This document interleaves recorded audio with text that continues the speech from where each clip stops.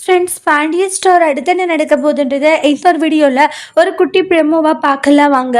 இங்கே வந்து மெடிக்கல் கிட்ட நின்றுக்கிட்டு இருக்காங்க. அப்பன்னு பார்த்தா அவங்களுடைய மாமா வராங்க. டே கதிரை, என்னடா இங்கே நின்றுக்கிட்டு இருக்க, என்ன விஷயம், என்ன வாங்க வந்தான்றாங்க. அதுவா மாமா, அது வந்து கிட்டு அப்படின்றாங்க. கிட்டா, என்னடா சொல்கிறேன்னு வாங்க.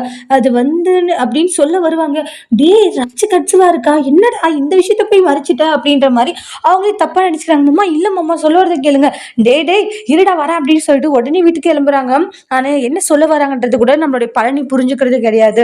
அதுக்கு அடுத்ததான் வீட்டில் போயிட்டு விஷயத்த சொல்லவும், அதுக்கப்புறம் மாமா தப்பா புரிஞ்சுட்டு வந்து சொல்லிட்டு மாமா நீன்றாங்க. உண்மையிலேயே வந்து ராஜி கன்சீவா இல்லை, நாங்கள் இன்னும் செக் பண்ணவே இல்லை அப்படின்றாங்க. எல்லாரும் சந்தோஷமா இருக்கிற நேரத்தில் எப்படி சொல்லி பண்ணிட்டேடான்றாங்க. நான் என்னம்மா பண்ணிட்டோம், மாமா அதுக்குள்ள வந்து சொல்லுவாரு, நான் எனக்கு என்ன தெரியுமான்றாங்க. மாமா அவசரப்பட்டு சொல்லிட்டாரு அப்படின்ற மாதிரி சொல்லுவாங்க. ராஜி கன்சீவா இருக்கான்னு சந்தோஷப்பட்டோன்றாங்க. அதுக்கப்புறம் எல்லாருமே வந்து ஃபீல் ஆயிடுவாங்க.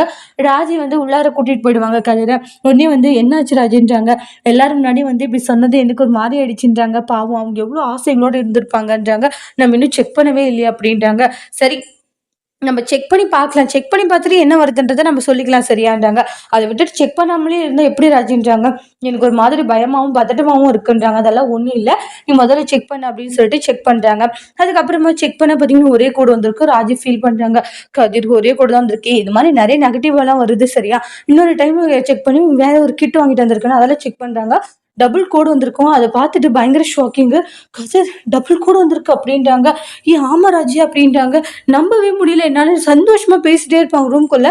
டக்குன்னு ராஜி மயங்கி விழுந்துடுறாங்க. கதிர் அதை பார்த்து ஷாக் ஆகுறாங்க. அப்புறம் வீட்டுல இருக்கிற எல்லாருமே வரவும், டே இவளை உன் பாட்டு கூட்டிட்டு போனி, என்னடா ஆச்சு, ஏன்டா மயக்கம் போட்டு விழுந்தா, எனக்கே தெரியலமா அப்படின்னு சொல்றாங்க. எல்லாருமே ஷாக் ஆகுறாங்க. அதோட இந்த ப்ரெமோவை முடிச்சிருக்காங்க. தேங்க்யூ.